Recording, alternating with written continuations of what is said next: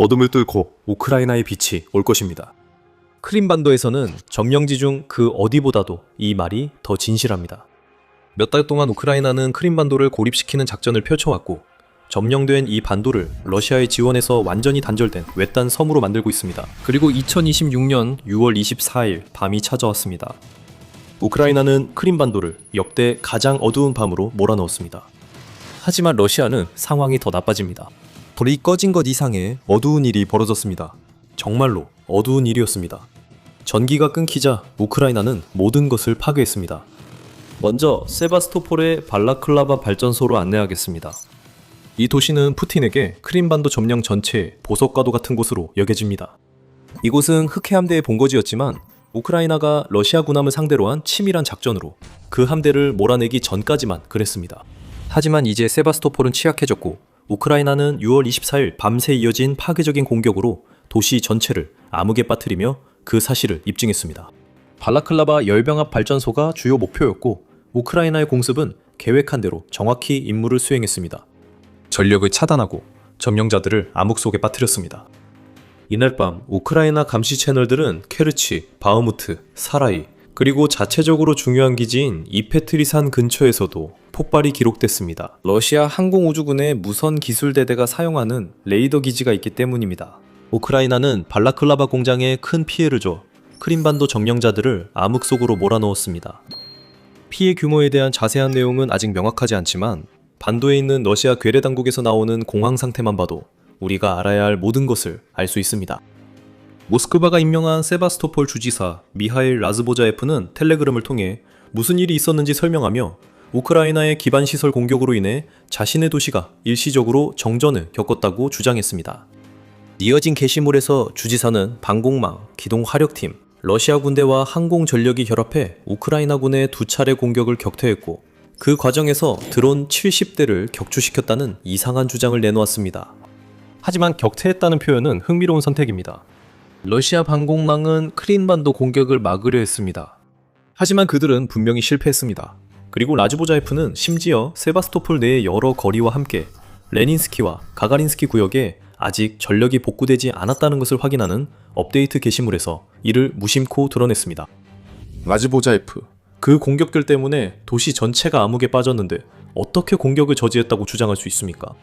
라즈보자예프는 크림반도가 6월 24일 우크라이나 공격 전부터 이미 전력 문제를 겪고 있었다는 점은 언급하지 않았습니다. 6월 23일에는 이미 크림반도 대부분 지역에서 순환 단전이 시행되고 있었고 당국은 이것이 예방조치라고 주장했습니다. 그들이 무엇을 막으려 했는지는 분명하지 않습니다. 키이우 인디펜던트는 이러한 순환 정전이 이미 크림반도의 절반에 영향을 미쳤다고 보도했으며 이 정전은 우크라이나가 케르치 열병합 발전소에 저장된 연료 저장소를 공격한 직후에 발생했습니다.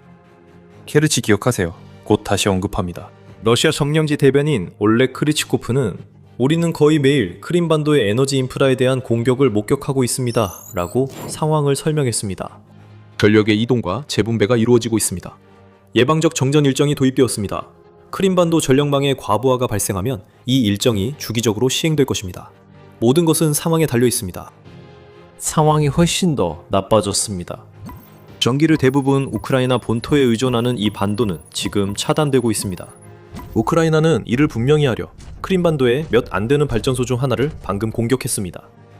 모든 혼란 속에서도 라즈보자예프는 우크라이나가 암흑에 빠뜨린 점령자들에게 영감을 주는 인물로 자신을 보이려고 했습니다. 그들은 우리를 어둠으로 위협하지 못합니다. 우리는 더 힘든 시절도 견뎌냈고 지금도 버틸 것입니다. 라고 세바스토폴 주지사는 선언했습니다.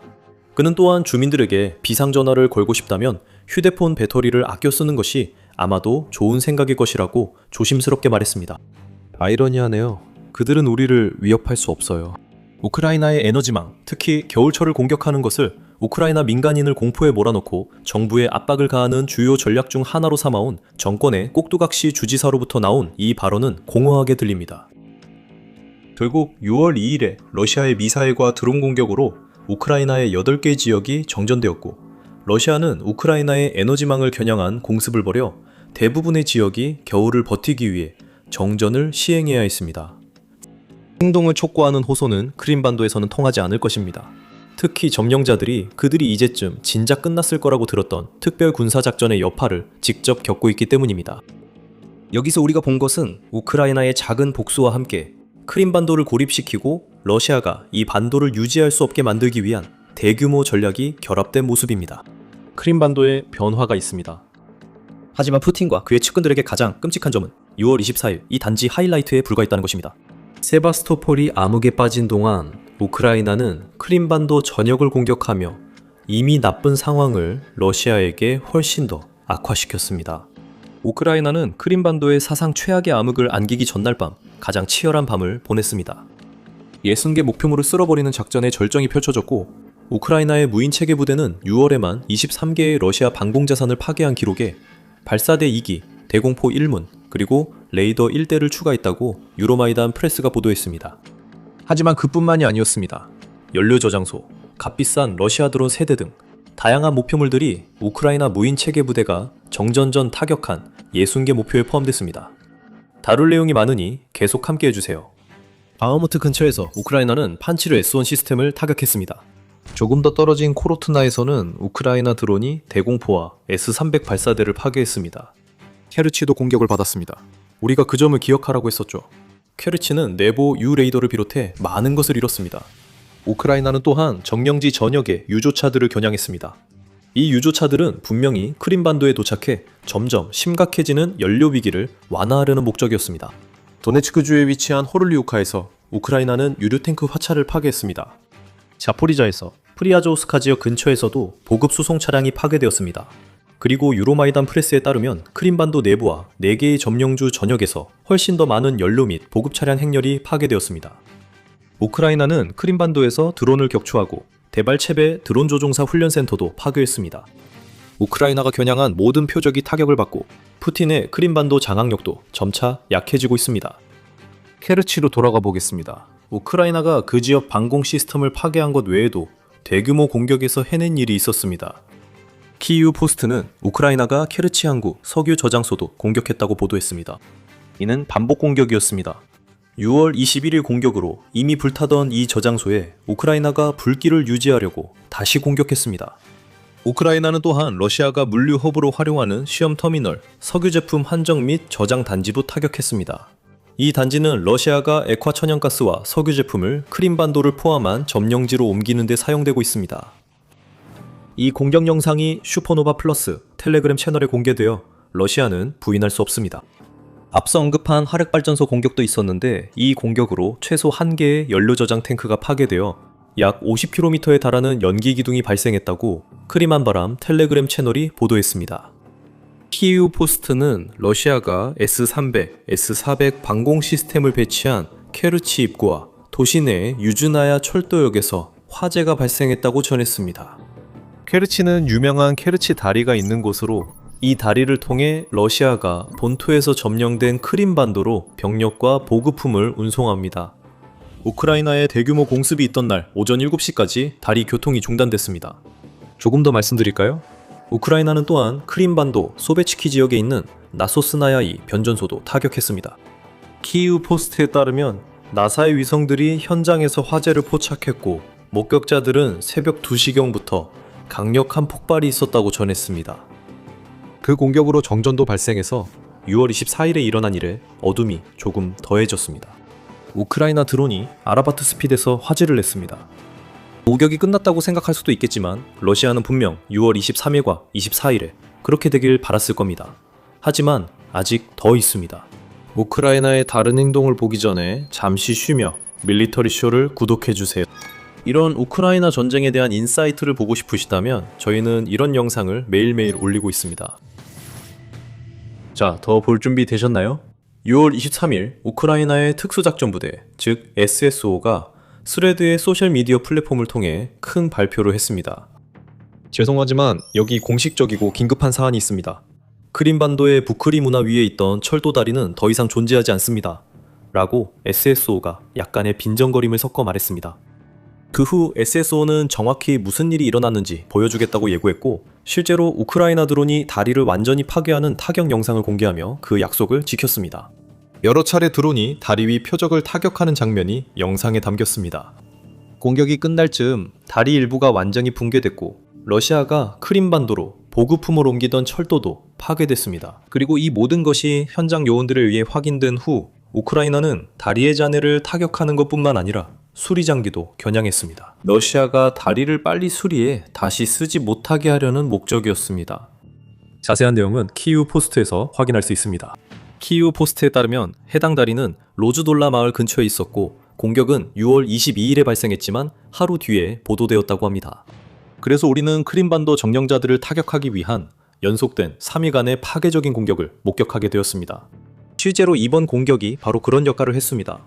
파괴된 다리와 철도는 러시아가 크림반도를 통해 보급품, 병력, 장비, 연료를 종종 남부 우크라이나까지 수송하는 데 의존하는 군사 물류망의 일부였습니다. 3일 연속이 아니라 실제로 거의 일주일 동안 공격이 계속됐습니다. 바로 이 다리는 6월 22일 다리 공격 이전에도 이미 공격을 받았고 크림반도와 우크라이나 본토를 연결하는 다른 교량들도 우크라이나의 공격 대상이 되었습니다. 그리고 지난 일주일 동안의 우크라이나 공격에 대해 이야기하는 김에 크림반도에만 영향을 미치지는 않는 몇몇 다른 공격들도 함께 전해드리겠습니다. 6월 20일에는 우크라이나가 러시아와의 국경에서 약 2000km 떨어진 튜멘 정유소를 공격했습니다. 6월 21일부터 러시아의 포트 카프카즈에 반복적인 공격이 있었습니다. 이곳은 러시아 영토로 크림반도 서해안에 정기적으로 페리가 물자를 운송합니다. 항구에서 화재가 발생했고 러시아 임시 물류선으로 쓰던 여러 페리가 공격당했습니다. 휴. 우크라이나가 대규모 공격을 감행한 적은 이전에도 있었지만 이번 같은 경우는 없었습니다. 불과 며칠 사이에 우크라이나는 우크라이나 본토의 점령군뿐만 아니라 러시아 내부에서 운송되는 보급품까지 크림반도를 차단하기 위한 전략을 대폭 강화했습니다. 항공망이 무너졌고 유류 저장소는 불타고 있으며 주요 보급로 전체가 고갈되었습니다. 그리고 이 영상을 제작하는 현재도 크림반도의 넓은 지역에서는 여전히 전기가 끊겨 있으며 반도에 도입된 순환 정전이 언제 끝날지 전혀 기미가 보이지 않습니다. 우크라이나는 크림반도를 마비시키기 위한 잔혹한 일련의 공격의 절정으로 크림반도에 최악의 하루를 안겼습니다. 그리고 현재 러시아의 크림반도 점령 상황은 최악입니다. 우크라이나 무인 시스템 부대의 지휘관인 로버트 브로브디는 이 모든 공격 이후 크림반도 점령자들에게 이미 경고를 전달했습니다. 모스크바는 크림반도에서 무너질 것이다. SBS 버드들은 계속 자기 역할을 할 것이라며 브로브디는 6월 23일 텔레그램에서 외쳤습니다. 그리고 그것은 세바스토폴에서 전력이 끊기기 전의 일이었습니다. 하지만 크림반도의 러시아인들은 그가 진지하다는 것을 알고 있습니다. 솔직히 그들은 이제부터 어떻게 더 나빠질 수 있을지 궁금해하고 있을 것입니다. 그들은 정전 사태와 거의 매일 출현하는 또 다른 우크라이나 드론들에 이미 대응 중입니다. 그리고 이 모든 것에 더해 우크라이나의 고립 전략이 그 반도를 다른 모든 곳과 단절시키고 있습니다. 예를 들어 연료를 생각해보세요. 우크라이나는 이유 없이 석유 저장소와 연료 트럭을 공격하지 않습니다. 러시아의 석유가 탈 때마다 크림반도는 반도를 이미 휩쓴 연료 위기에 더 깊이 빠져듭니다. 우크라이나가 연속적으로 공격을 감행하던 시기와 거의 동시에 크림반도 당국은 민간인에 대한 연료 판매를 전면적으로 금지했습니다. 반도 내 연료 공급이 줄어들면서 긴급 대응기관과 러시아 군대에 연료를 우선적으로 배정하고 있기 때문입니다. 러시아가 임명한 크림반도 지도자 세르게이 악쇼노프는 먼저 세바스토폴에서 그 다음 크림반도 나머지 지역에서 연료 판매 금지를 시행했습니다. 여전히 연료가 반도로 들어오고 있습니다. 한 돈노한 운전자는 BBC에 주유소에 휘발유가 있지만 판매하지 않는다고 말했습니다. 분명히 밤사이에 연료가 배달됐고 낮에는 평소처럼 판매를 시작하려 했지만 악시오노프의 명령 이후 모든 것을 중단했다고 합니다. 하지만 이 상황은 크림반도로 연료가 충분히 공급되지 않음으로 의미합니다. 이제 연료가 배급되며 반도에 사는 평범한 사람들이 피해를 보고 있습니다. 운전이 필요한 모든 일은 사실상 불가능해졌고 러시아 본토 사람들에게 가장 매력적인 휴양지 중 하나였던 곳이 이제는 기피 지역이 되어버렸습니다. 우크라이나의 새로운 목소리 보도에 따르면 6월 22일까지 2주 동안 여행 예약이 이미 58%나 감소했으며 크림반도의 주요 수입원 중 하나인 관광산업은 앞으로 더 악화될 전망입니다. 키이우 포스트에 따르면 철도와 교통 혼란도 이 반도를 강타했습니다. 이 반도의 주요 철도 운영사인 그랜드 서비스 익스프레스, 커머 서비스 익스프레스 이제부터는 케르치에서만 출발하며 도착하는 모든 열차도 그곳에서 종착한다고 발표했습니다. 반도 안쪽으로 가려면 버스를 타야 합니다. 대중교통 노선은 단축되었고 쇼핑센터들은 영업시간을 제한했습니다. 슈퍼마켓 방문이 큰 도움이 되지 않습니다. 6월 9일 TVP 월드는 우크라이나 당국이 크림반도 물류 공격으로 식량 부족을 보고했다고 전했습니다. 우크라이나가 해당 지역을 강하게 반복 타격하겠다고 밝힌 상황에서 케르치에서 기차 운행이 얼마나 더 지속될지 궁금합니다. 우크라이나의 크림반도 고립 전략이 효과를 내는 이상한 징후들도 있습니다. 예를 들어 악쇼노프는 우크라이나의 공격이 두려워서 라는 이유로 모든 어린이 캠프를 최소 9월 1일까지 중단한다고 발표했습니다. 하지만 우크라이나는 민간인을 목표로 하지 않습니다. 캠프 중단의 진짜 이유는 크림반도 전역의 연료 위기로 아이들을 이 캠프로 실어 나르는 버스가 더 이상 감당할 수 없는 사치가 되었기 때문입니다. 크림반도는 오토바이, 모페드, 스쿠터, 피트바이크, ATV 등 유사 차량의 야간 통행을 금지했습니다. 다시 말하지만 이는 공공 안전을 보장하기 위한 조치라고 합니다.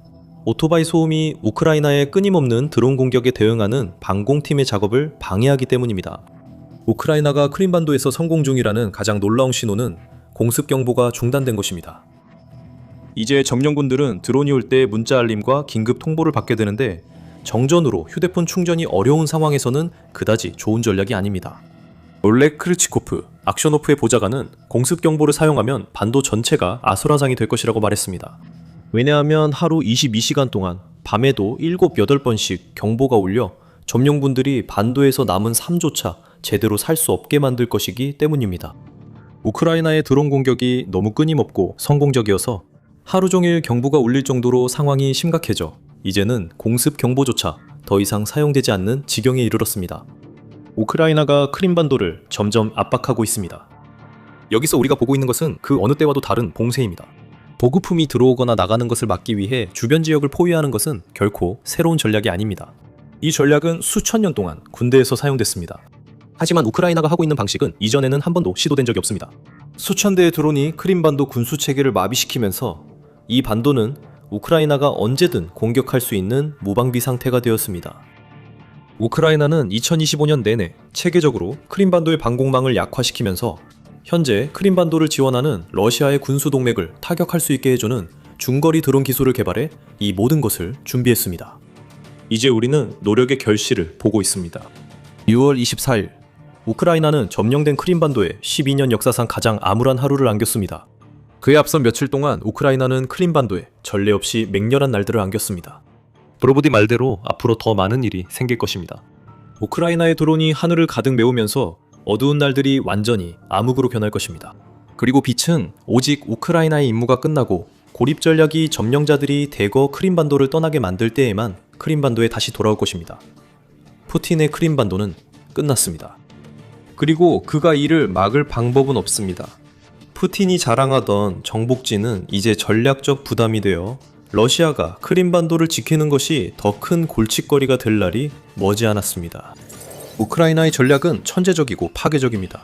그리고 우크라이나가 어떻게 반도를 고립시키고 앞으로 다가올 탈러시아화를 준비하고 있는지에 대한 저희의 심층 분석 영상을 시청하시면 더 많은 것을 배울 수 있습니다. 영상이 재미있으셨다면 더 밀리터리 쇼 구독하시고 우크라이나의 크림반도 및 점령지 공격을 함께 지켜봐 주세요. 감사합니다.